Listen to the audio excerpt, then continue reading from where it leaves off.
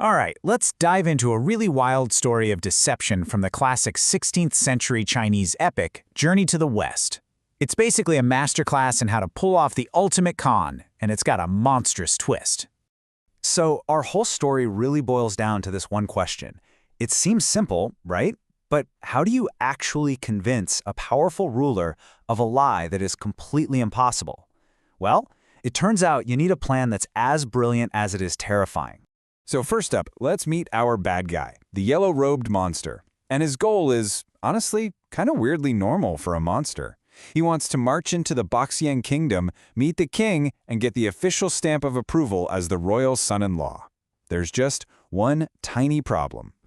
The princess, who happens to be his captive bride, points out the very, very obvious flaw in his plan. He's a monster. I mean, his looks are a complete deal-breaker if you're trying to win over the royal court. You can't exactly charm your new father-in-law when you literally look like a walking nightmare.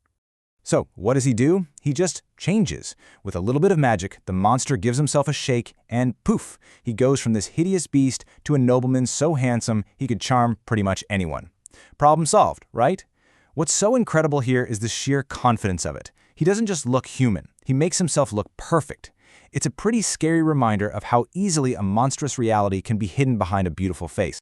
So with his brand new handsome disguise, the monster just boldly strolls right into the royal palace. The plan is to introduce himself to the king, not as a monster of course, but as the long-lost husband of the princess.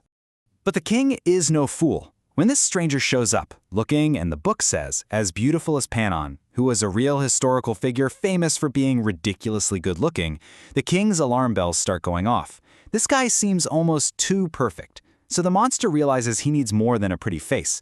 He needs an absolutely flawless story to back it up. And this is where his genius really comes out.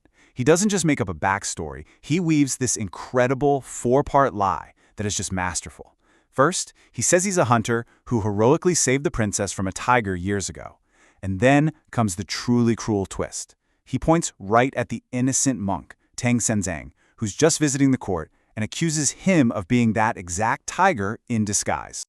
The monster's lie works like a charm, and for the holy monk, Tang Monk, the consequences are immediate and frankly catastrophic. The king, totally sold by this charming hunter, turns all his suspicion on the poor monk. The monster doesn't even wait around for the king's guards to do anything.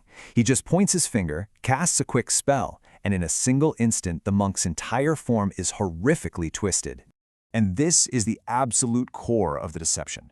You have Tang Monk, a man of total peace on a sacred quest, and suddenly he's magically disguised as a vicious tiger. His true good nature is just completely erased, replaced by the very image of the evil he's dedicated his life to fighting. The whole court completely panics. People are screaming, running for their lives, and in all the chaos, the palace warriors capture the transformed monk who now looks for all the world like a hungry beast. They just throw him into a cage, totally convinced they've caught the monster that threatened the princess all those years ago. And just like that, the monster's won. His only rival is locked in a cage, the king is absolutely thrilled, and he's being celebrated as the hero of the kingdom. He's finally the official son-in-law. The king, completely duped, throws a massive state banquet in his honor. The monster is treated like absolute royalty. The best food, the best wine, the best rooms the palace has to offer. His deception is a total, complete success. But here's the thing about monsters. You can put them in fancy clothes, but they're still monsters. And as the party dies down and the palace gets quiet, that true nature, well, it can't stay hidden for long. As a sign of great honor, the king had assigned 18 beautiful palace maids to wait on his new son-in-law, to make sure he had everything he could possibly want all through the night.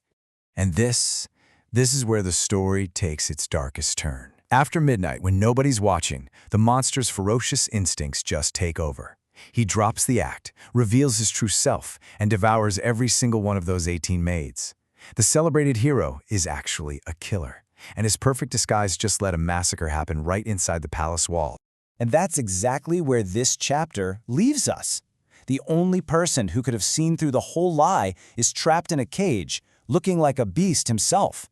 The monster is now a trusted member of the royal family with a taste for blood. It leaves you with a really chilling question. What on earth happens next?